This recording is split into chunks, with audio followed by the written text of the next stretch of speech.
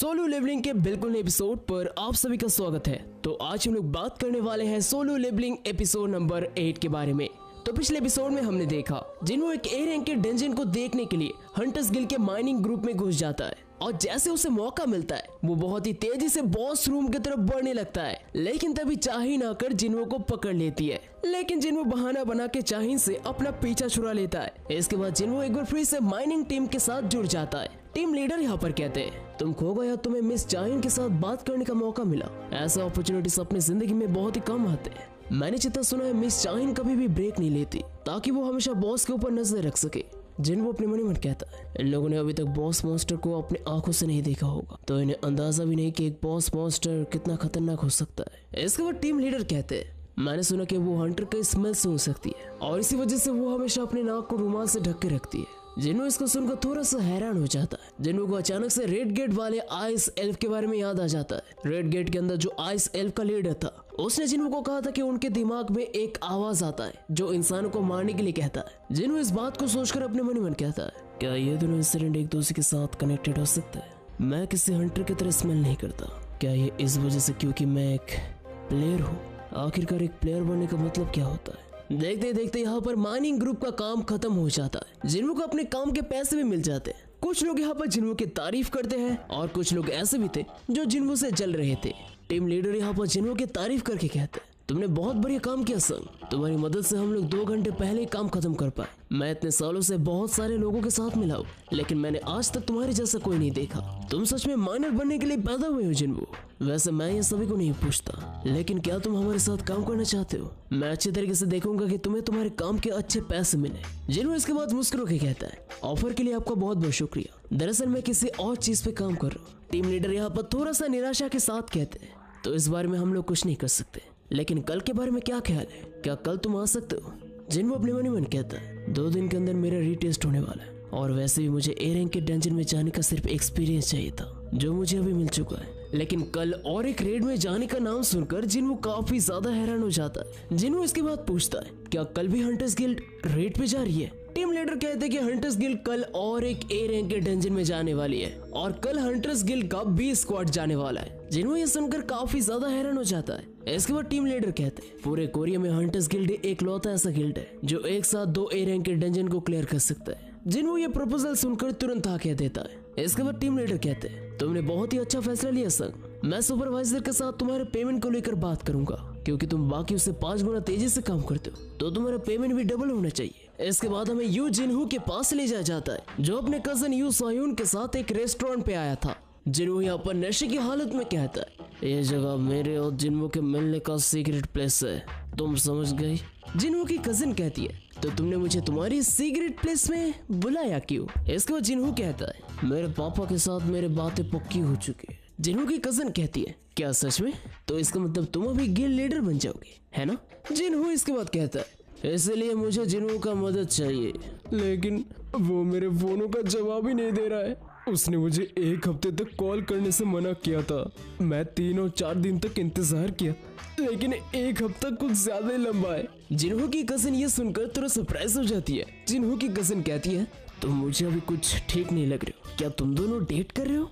तभी अचानक से जिन्हों को टीवी पे एक खबर देखने मिलता है जहाँ पर हमें देखने मिलता है ली मिनसुंग नाम का एक स्टार हाल ही फिलहाल में हंटर बन के अवेकन हुआ है। जिन्हों ये देखकर काफी ज्यादा हैरान हो जाता है। जिन्हों कहता है इसका अभी तक टेस्ट भी नहीं हुआ, वो अभी से ऐसा उछल रहा है जैसे कि वो S रैंक का हंटर बनेगा। लेकिन तभी जिन्हों की कजिन कहती है ये सिर्फ बस शो है, उसका टेस्ट ऑलरेडी हो चुका है और वो अभी एक ए रैंक का हंटर है, वो बस शो अप करना पसंद करता है। वो जब स्टार था उसमें पहले से ही बहुत ज्यादा ईगो था, अभी हंटर बनने के बाद पता नहीं वो क्या क्या करेगा। जो भी हो अपना फोन दो, मैं देखता हूँ ये लड़का कैसे फोन नहीं उठाता। इसके बाद जिन्हों की कजिन जैसे ही जिन्हों को कॉल लगाने जा ही रही थी तभी दूसरी तरफ से जिन्हों का कॉल आ जाता है। जिन्हों कॉल करके कहता है बहुत दिन हो गए, मैंने देखा कि तुमने मुझे कॉल किया, बताओ क्या काम है? जिन्हों इसके बाद कहता है सर मैं जानता हूँ कि आप 1 हफ्ते तक बिजी रहने वाले थे, लेकिन आखिरकार आप कर क्या रहे थे? जिन्हों कहता है कि वो डंजन में था। इसके बाद जिन्हों पूछता है वैसे तुमने तुम्हारे फादर के साथ बात किया? जिन्हों ये सुनकर बहुत ही ज्यादा एक्साइटेड हो जाता है। जिन्हों कहता है हाँ सर, मुझे आपके साथ इस बारे में कुछ बातचीत करना था। क्या कल आप फ्री हैं?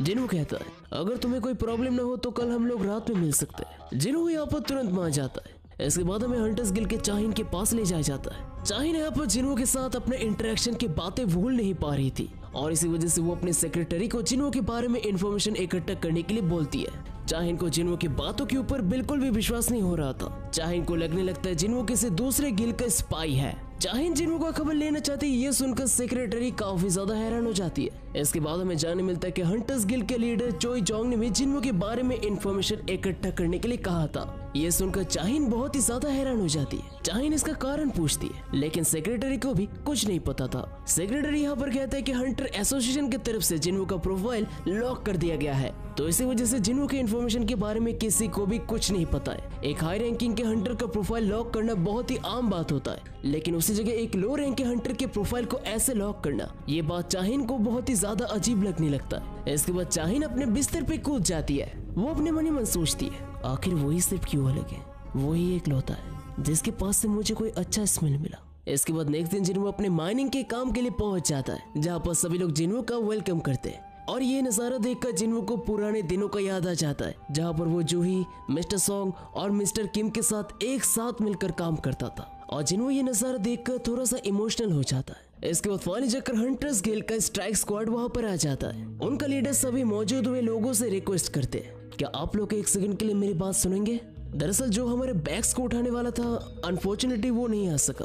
क्या यहाँ से कोई डंजन के अंदर जाना चाहेगा? सबसे पहले बारी आता है माइनिंग टीम का, लेकिन माइनिंग टीम वाले कहते हैं हम लोग यहाँ से नहीं जाने वाले, और वैसे भी हॉलिंग टीम के लोग ज्यादा ताकतवर होते हैं। लेकिन इसके बाद हॉलिंग टीम वाले भी मना कर देते हैं। कल माइनिंग ग्रुप ने 2 घंटे पहले काम खत्म कर दिया था और इसी वजह से हॉलिंग ग्रुप अपने स्केड्यूल से पीछे चले गए थे, यहाँ तक कि उन्हें डिनर भी स्किप करना पड़ा था।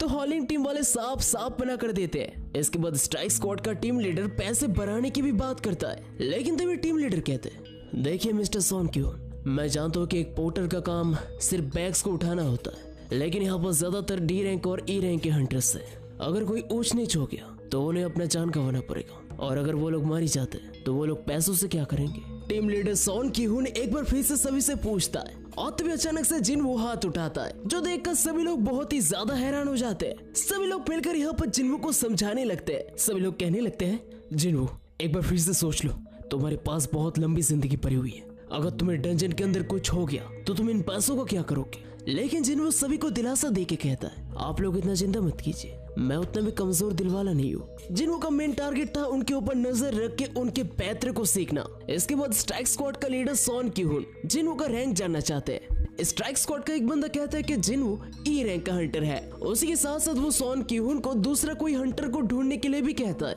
लेकिन सॉन की-हून कहता है कि इसका कोई भी जरूरत नहीं है। इसके बाद सॉन की-हून और जिन्वो एक दूसरे से हाथ मिलाकर एक दूसरे को इंट्रोड्यूस करते हैं, और जिन्वो इसके बाद तैयार होकर डंजन के गेट के सामने आ जाता है। जिन्वो देखता है ये गेट कल से काफी बड़ा है। सॉन की-हून यहाँ पर कहता है, आज का गेट जरूर बड़ा है, लेकिन इसका मैना लेवल लो है, अगर इसका मैना लेवल ज्यादा होता तो हमें यहाँ पर भेजा नहीं जाता। जिन्वो इसके बाद इस सेकंड स्ट्राइक स्क्वाड के ऊपर अपना नजर दोहराता है। जिन्वो को देखने मिलता है यहाँ पर भले ही एस रैंक के हंटर्स नहीं है, लेकिन यहाँ पर 11 ए रैंक के हंटर्स और 6 बी रैंक के हंटर्स मौजूद है, जो एक ए रैंक के गेट को क्लियर करने के लिए काफी होते हैं। अगर हंटर्स गिल्ड की जगह कोई दूसरा गिल्ड यहाँ पर होता तो वो लोग अपने सेकंड स्ट्राइक स्क्वाड को जरूर एंटर करने का परमिशन नहीं देते, और इसके बाद सभी लोग मिलकर एक साथ डंजन में एंटर करते हैं। जिन्हों भी गेट के अंदर एंटर करने के वक्त फील करता है कि इस गेट का मैना पिछले गेट से काफी गुना कम है, लेकिन उसी के साथ साथ जिन्हों को कुछ गड़बड़ भी महसूस होने लगता है। जिन्हों को एक बार फिर से रेड गेट की तरफ फील होने लगता है, लेकिन जिन्हों इसे इग्नोर करके अंदर चला जाता है। गेट के अंदर जाते ही एक लड़की जिन्हों को कहती है, तुम्हें यहाँ पर डरने की कोई जरूरत नहीं है, यहाँ पर सिर्फ सॉन की-हून अकेला ताकतवर नहीं है, यहाँ पर हम सभी ताकतवर है। जिन्हों इस लड़की को देखकर समझ जाता है कि ये लड़की एक हीलर है। जिन्हों अपने मन मन कहता है, ये शायद ए रैंक की हीलर होगी, अगर जूही आज भी रेड पे जाती तो वो बेशक ऐसे डंजन में जा सकती थी। वो लड़की जिन्हों को फाइटिंग से दूर रहने के लिए कहती है और हमेशा उनके पीछे पीछे रहने के लिए कहती है। वो लड़की कहती है, हमारे बीच में एक कहावत है, अगर मेजेस के ऊपर हमला होता है तो गलती टैंक्स का होता है, लेकिन अगर हमला हीलर्स के ऊपर होता है तो ये पूरे स्ट्राइक स्क्वाड का गलती है, लेकिन अगर पोर्टर के ऊपर हमला होता है तो ये पूरे गिल्ड का गलती होता है। जिन्हों ये सुनकर अपने मन मन कहता है, एक पोर्टर के ऊपर तभी हमला होगा जब स्ट्राइक स्क्वाड पूरी तरीके से खत्म हो जाएगा। इसके बाद हमें स्ट्राइक स्क्वाड का लीडर सॉन की-हून के पास ले जाया जाता है। सॉन की-हून अपने मन मन कहता है, एक लीडर के तौर पे ये मेरा पहला मिशन है। अगर मैं इसमें कामयाब हो गया तो मुझे स्क्वाड का परमानेंट लीडर बनाया जाएगा। भले ही मैं लीडर और वाइस लीडर की तरह उतना भी ताकतवर नहीं हूँ, लेकिन फिर भी मैं एक ए रैंक का हंटर हूँ और मैं ये कर सकता हूँ। तभी अचानक से उनके पीछे से तेजी से एक मॉन्स्टर आकर हमला करता है। वो सभी तुरंत लड़ाई के लिए तैयार हो जाता है, जिनमें उनके बैटल का फॉर्मेशन देखकर बहुत ही ज्यादा हैरान हो जाते हैं। किसी ने कुछ भी कमांड नहीं दिया था, लेकिन उसके बावजूद भी वो लोग लड़ाई करने के लिए तैयार हो चुके थे। और तभी अचानक से उनकी तरफ तेजी से कुछ आने लगता है।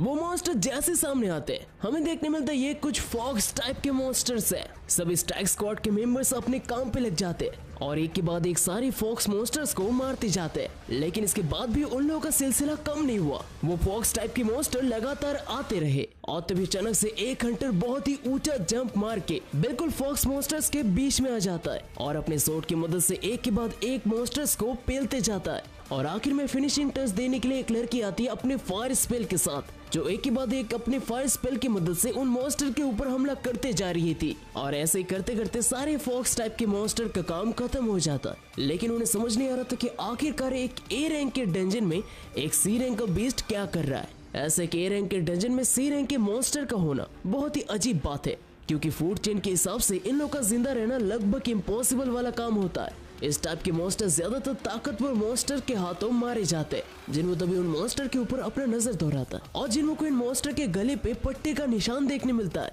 इसके बाद जिनको कहते हैं कि ये सब कोई जंगली मॉन्स्टर्स नहीं है, दरअसल ये पालतू जैकल्स है, यानी कि किसी ताकतवर बीस्ट ने इन सबको कुत्ते की तरह पाला है। जिनको ये सब देखकर अपने मन ही मन कहता शायद मेरा गट फीलिंग सही था। और तभी अचानक से जिन्हो कुछ ही दूर से कुछ बड़े मॉन्स्टर्स को सेंस कर पा रहा था, जिन्हो के साथ साथ बाकी हंटर्स को भी इन सब का ऑरा महसूस हो जाता है और हमें देखने मिलते हैं वहाँ पर बहुत सारे हाई ऑर्क्स आ जाते हैं, जो देखकर उन सभी के होश उड़ जाते हैं। उनमें से एक हाई ऑर्क बहुत ही तेजी से उनकी तरफ भाला फेंकता है। सॉन की-हून तुरंत अपना शील्ड अपने सामने लाता है और इस भाले को डिफेंड करने की कोशिश करता है, लेकिन इस भाले को रोकने के चक्कर पे सॉन की-हून का शील्ड ऑलमोस्ट यहाँ पर टूट जाता है। लेकिन इसके दूसरे सेकंड पे एक ऑर्क मॉन्स्टर आकर अपने कुल्हाड़ी से सॉन की-हून के ऊपर हमला कर देता है। सॉन की-हून फिर भी अपने शील्ड से जैसे तैसे करके इसको ब्लॉक करता है। इसके बाद बाकी ऑर्क मॉन्स्टर भी बाकियों के ऊपर हमला कर देते हैं। सबसे पहले ऑर्क मॉन्स्टर मेजेस की तरफ जाने लगते हैं। सॉन की-हून सभी को वार्न करता है। यहाँ पर कुछ हंटर प्रोवोकेशन स्किल भी इस्तेमाल करते हैं, लेकिन इन मॉन्स्टर के ऊपर इनका कुछ भी फर्क नहीं पड़ता। मेजेस भी यहाँ पर अपना लड़ाई चलाते जाते हैं और एक ऑर्क मॉन्स्टर के ऊपर अपने फायर स्पेल से हमला करते हैं, लेकिन फायर स्पेल भी उनके ऊपर कुछ भी काम नहीं आता। वो ऑर्क तेजी से मेज की तरफ बढ़ने लगता है। तभी उस ऑर्क मॉन्स्टर को रोकने के लिए और एक मेज सामने आती है और वो अपने बाइंडिंग स्पेल से उस ऑर्क मॉन्स्टर को बांध के रखने की कोशिश करती है। वो लड़की कहती है कि वो सिर्फ 5 सेकंड के लिए इसको रोक के रख सकती है। ऐसे मौके का फायदा उठाकर वो दूसरा मेज अपना समनिंग स्पेल इस्तेमाल करता है और आग पे लिपटा हुआ एक मॉन्स्टर को समन करता है। वो मेज अपने मन ही मन कहता है मैं एक बार में सिर्फ 2 मैजिकल पीस को समन कर सकता हूँ। अगर मैं एक को समन करता हूँ तो वो किसी ए रैंक के हंटर की तरह ताकतवर होगा, लेकिन मेरे समनिंग स्पेल के बाद मैं और कोई स्पेल यूज नहीं कर सकता और इन्हें थोड़ा सा भी डैमेज आ गया तो मेरा मैना खत्म हो जाएगा। और इसी वजह से मैं अपने दूसरे मैजिकल पीस को ट्रम्प कार्ड की तरह इस्तेमाल करना चाहता हूँ, लेकिन मेरा मैना अभी से बहुत ही कम हो चुका है। अगर मैंने दूसरा मैजिकल बीस्ट भी समन कर लिया तो मेरा मैना पूरी तरीके से खत्म हो जाएगा। दूसरी तरफ बाकियों का हालत भी बहुत ही ज्यादा खराब था। हमें देखने मिलता है एक ऑर्क मॉन्स्टर अपने कुल्हाड़ी की मदद से एक हंटर के कंधे को ही काट के रख देता है, लेकिन पीछे से हीलर्स उन सभी को बैकअप देते जा रहे थे। सभी का लगभग कोई स्किल से इन ऑर्क्स के ऊपर काम नहीं कर रहा था और सभी लोग बहुत ही ज्यादा बेबस नजर आ रहे थे।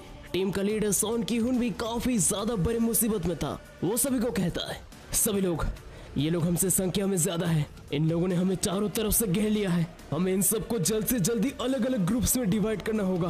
किम शी-हून यहाँ पर अपने मन मन कहता है ऑर्क मॉन्स्टर अलग अलग तरीके के होते हैं और ये सभी ताकतवर कैटेगरीज के हैं। एक अकेला ऑर्क एक ए रैंक के हंटर के समान होता है और हम लोग सिर्फ संख्या में कम नहीं, यहाँ तक कि हमारे बी रैंक के हंटर्स ए रैंक के हंटर जितने उतने भी ताकतवर नहीं है।